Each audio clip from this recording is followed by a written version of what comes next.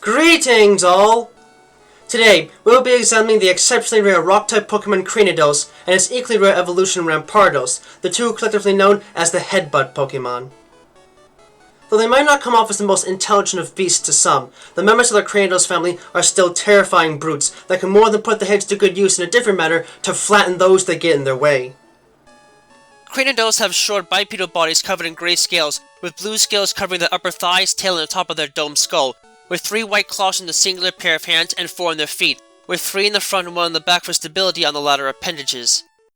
They have a large domed skull with 4 large white spikes encircling the back part of their head, and further possess a small craggy mouth and large red eyes. Their evolved form, Rampardos, have a similar body form to them, though they have lost the back claw on their feet and now sport blue stripes on their tail, upper thighs, back, head, and neck, further possessing a notable curve to their spine that can give them a hunched look when they have their head lowered.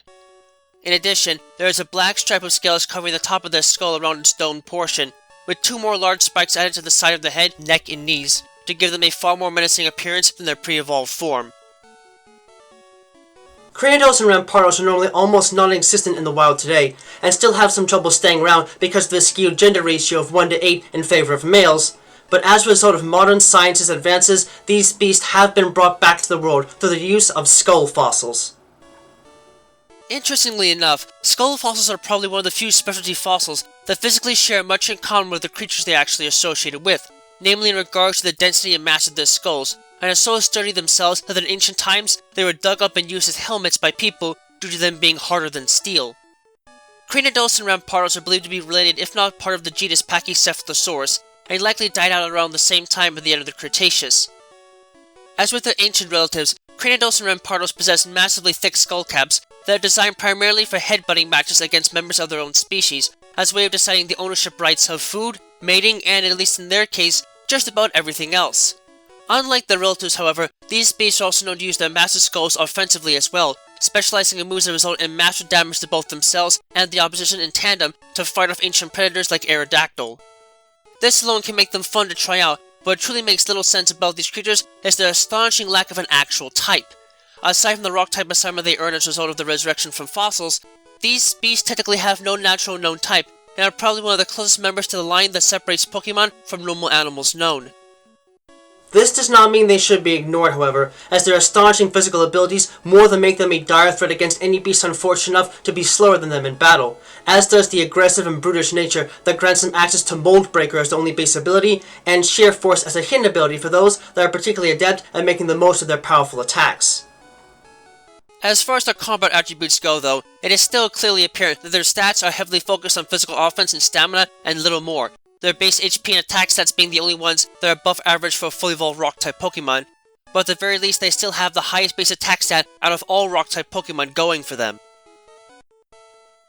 Although they are still quite young, Cranidos are devastating beasts that can hit harder physically than almost any other unevolved Pokemon with the capacity to evolve, as a result of the 8 to 13 cm thick skull cap, the sound of any collision causing a ringing noise to issue forth from them.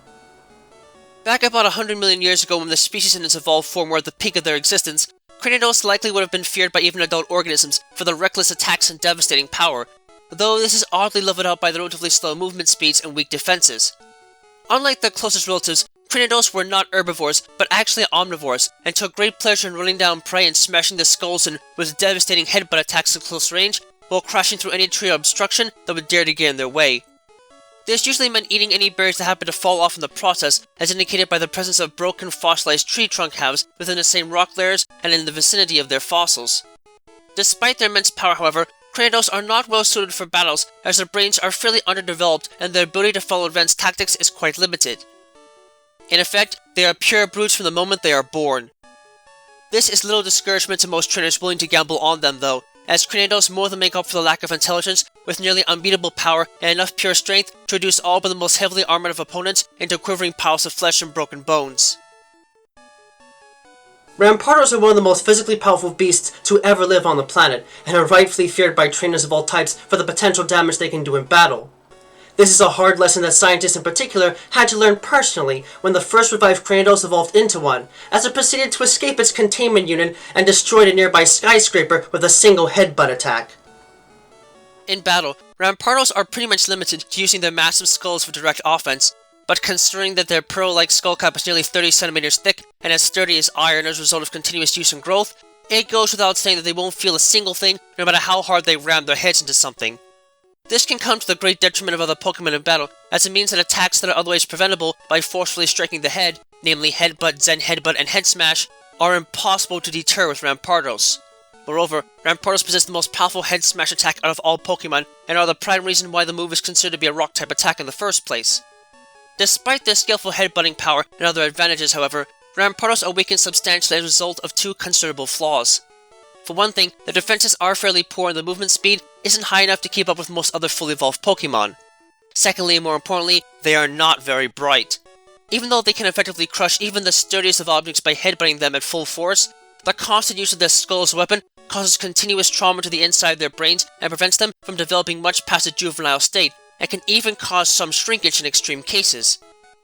As such, Rampardos are generally difficult to teach, and it can be very frustrating to try and get them to use tactics other than simply bashing their opponent until they stop moving, something a few theories suggest may have had a hand in their eventual extinction, but the fact that they managed to learn the Endeavor attack immediately after evolving can help alleviate the threat of taking massive damage without payback in some cases. It might take a truly specialized trainer to make much use of them, but for those willing to gamble on them, Rampardos are monstrous creatures that even the most heavily armored of opponents will not be able to resist for long.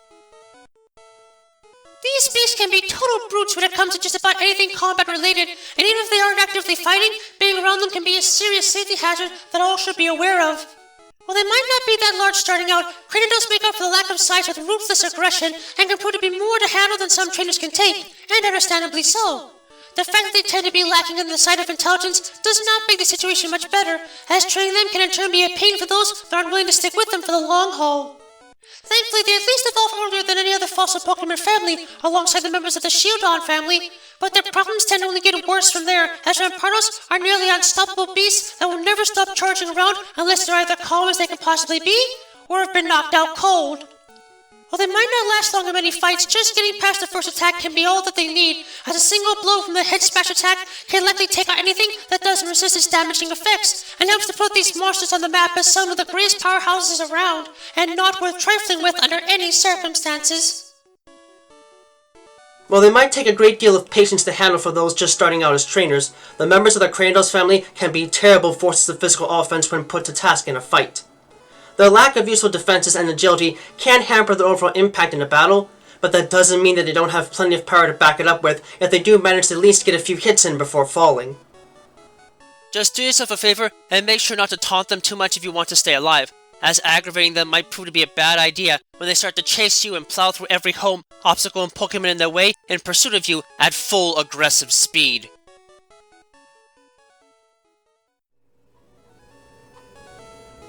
Thank you for watching this video. It brings me great joy to be able to speak to you all in the world each and every time we meet like this, to explore the many different facets of both the world of Pokemon as we know it, and the world as we live it, through every adventure we have with Pokemon by our side.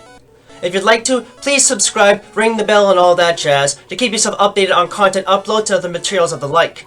You can also follow me on Twitter if you'd like to know right away when something new is uploaded, and my written works, from which most of this is based on, can be found on DeviantArt. Links to both can be found in the description down below.